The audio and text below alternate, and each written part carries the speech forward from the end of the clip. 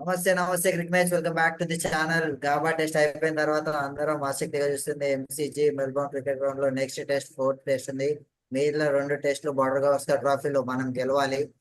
So చూద్దాం ఈ రోజు మన స్క్వాడ్స్ అండ్ ఆస్ట్రేలియన్ స్క్వాడ్స్ ఎలా ఉన్నాయి. Let's get into the video.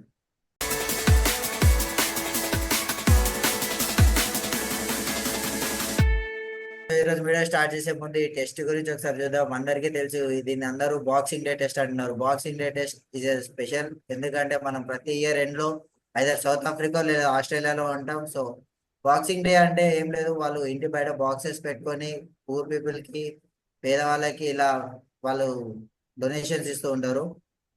So పాత దట్ ఈస్ బట్టలు దేర్ అవన్నీ బాక్సింగ్ డే. అందులో బాక్సుల్లో వేసి పెడతారు. Yeah so needy yeah. వాళ్ళకి ఎవరికైనా కావాలంటే తీసుకుంటారు వాళ్ళు.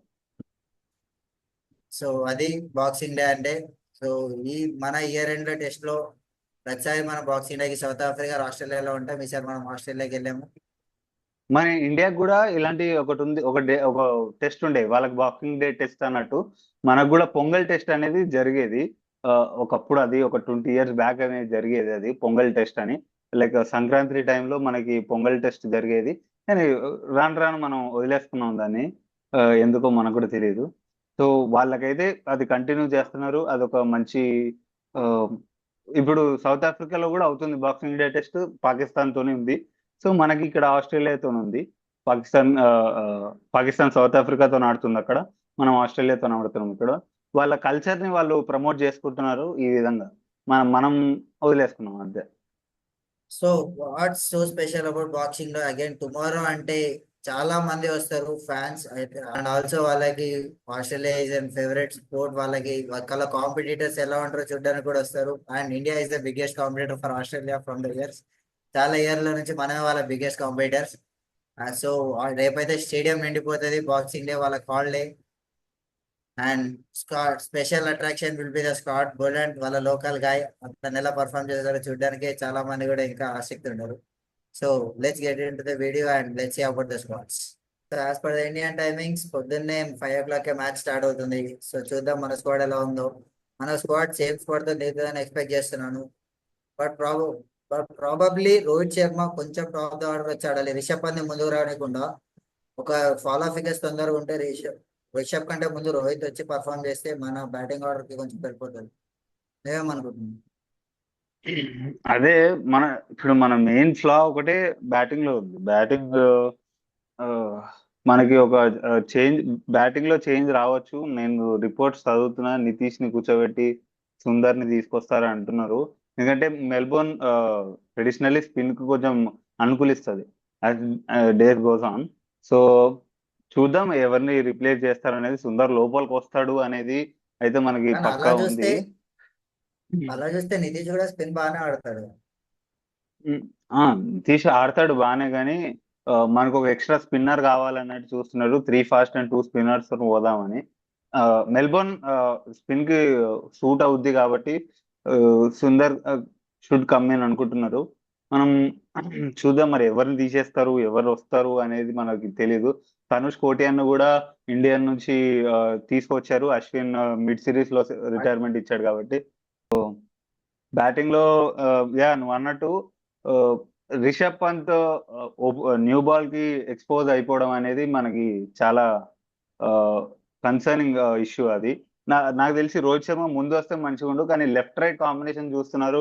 యశస్వి జైస్వాల్ తర్వాత మళ్ళీ లెఫ్ట్ బ్యాట్స్మెన్ లేడు కదా, మళ్ళీ రోహిత్ శర్మ రిషబ్ పంత్ ముందు వస్తే లెఫ్ట్ లెఫ్ట్ రైట్ కాంబినేషన్ పోతుంది కదా అని చూస్తున్నారు. కానీ నన్ను అడిగితే రిషబ్ పంత్ న్యూ బాల్ ఆడే ఎబిలిటీ ఉంది. ముందు 4-5 సార్లు అలా బయటికి తీసుకొచ్చాడు ఆల్రెడీ. అలా ఫాల్ ఆఫ్ వికెట్స్ తొందరగా పడినప్పుడు రిషబ్ పంత్ బయటికి తీసుకొచ్చాడు ఆ స్టేజ్ నుంచి. కానీ ఇప్పుడు ఏందో అది వర్కౌట్ అవ్వట్లేదు.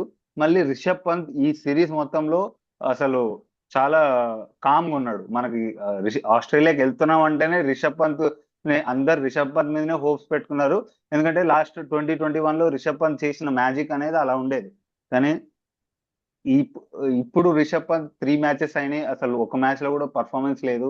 చాలా సైలెంట్ గా ఉండిపోయాడు. మనం రిషబ్ పంత్ మీద ఇన్ని హోప్స్ పెట్టుకున్నాం రిషబ్ పంత్ ఆడతాడేమో అని. కానీ రిషబ్ పంత్ చూడాలి, ఈ మ్యాచ్ అన్న రిషబ్ పంత్ పర్ఫామ్ చేసి మనకి మంచి విన్ అందిస్తాడేమో. సో మన Indian debutant Dhanush Kotian debut chance రాదు, ఆ, కొట్టేయడానికి ఛాన్స్ రాదు, కానీ సుందర్ అండ్ జడేజా ఆడతారు మాక్సిమం. సో ఇది మన స్క్వాడ్ చూసుకుంటే, ఆస్ట్రేలియా స్క్వాడ్ లో చూసుకుంటే Hazlewood is out because of an injury. Injury వల్ల తను ఈ మ్యాచ్ మిస్ అవుతున్నాడు. సో హెజిల్వుడ్ కి ఆల్రెడీ రిప్లేస్మెంట్ సెకండ్ టెస్ట్ లో స్కాట్ బోలాండ్ వచ్చాడు, అతనే ఆడతాడు. Home ground, and Boland also home ground ఇది. స్కాట్ బోలాండ్ కి హోమ్ గ్రౌండ్ అది. అండ్ ఓపెనింగ్ లో చూసుకుంటే మెక్స్విన్ ని డ్రాప్ చేశారు, అండ్ మెక్స్విన్ ప్లేస్ లో రిప్లేస్మెంట్ గా ఇంకొక డెబ్యూటెంట్ ని తీసుకొస్తున్నారు, ఆస్ట్రేలియన్ డెబ్యూటెంట్ శామ్ కాన్స్టాస్.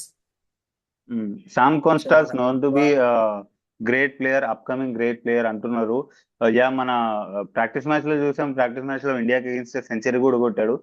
ఇండియాకి ఏ అగేన్స్ట్ గా. సో మంచి మంచి స్కోర్స్ ఉన్నాయి ఆల్రెడీ డొమెస్టిక్ లో కూడా శామ్ కాన్స్టాస్ కి. చూద్దాం అతను ఎలా పర్ఫామ్ చేస్తాడు ఇంటర్నేషనల్ అనేది. బిగ్ ప్లేయర్ అంటున్నారు, అప్కమింగ్ బిగ్ ప్లేయర్ అంటున్నారు. చూద్దాం, డెబ్యూ వస్తుంది, ఛాన్స్ కంపల్సరీ వస్తుంది అని మనకి రిపోర్ట్స్ వస్తున్నాయి.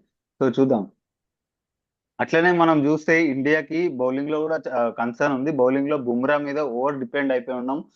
3 మ్యాచెస్ గా బుమ్రా మీద ఓవర్ డిపెండ్ అయిపోయి ఉన్నాం. అండ్ ఇప్పటికి 3 మ్యాచెస్ అయిపోయినాయి కాబట్టి బుమ్రా ఆల్రెడీ టైర్డ్ అయిపోయి ఉంటాడు, బాడీ కూడా టైర్డ్ అయిపోయి ఉంటాడు. సో బుమ్రా మీద లోడ్ ఎంత అయితే అంత తీయగలిగిన బౌలర్ కావాలి మనకి. మనకి రిపోర్ట్స్ వస్తున్నాయి ప్రసిద్ధ్ కృష్ణని లోపల తీసుకొస్తారని, ఆకాశదీప్ ని కూర్చోబెట్టి. కానీ చెప్పలేము అతను వస్తాడో రాదో అనేది. ఆ చేంజ్ జరుగుతుందో జరగదో నేను కూడా తెలియదు, కానీ ఆ, చూడాలి. ఎందుకంటే సిరాజ్ అండ్ బుమ్రా ఆబ్వియస్లీ 3 మ్యాచ్లు లైన్ గా ఆడారు.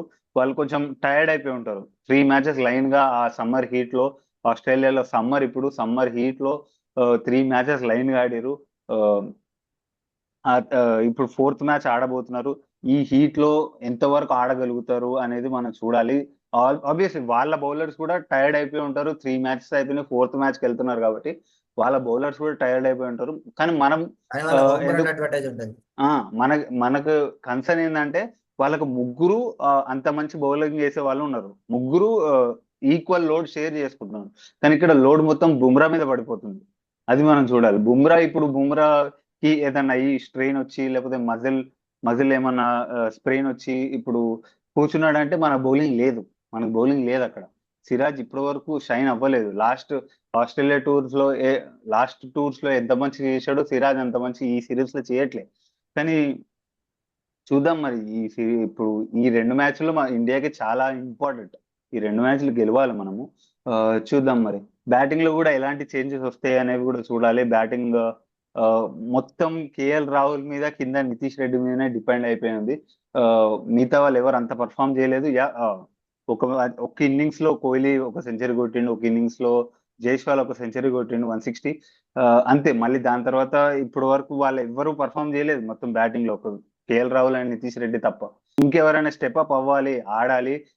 Melbourne is batting pitch, flat pitch ఉంటుంది, మంచి బ్యాటింగ్ మంచి అనుకూలిస్తుంది.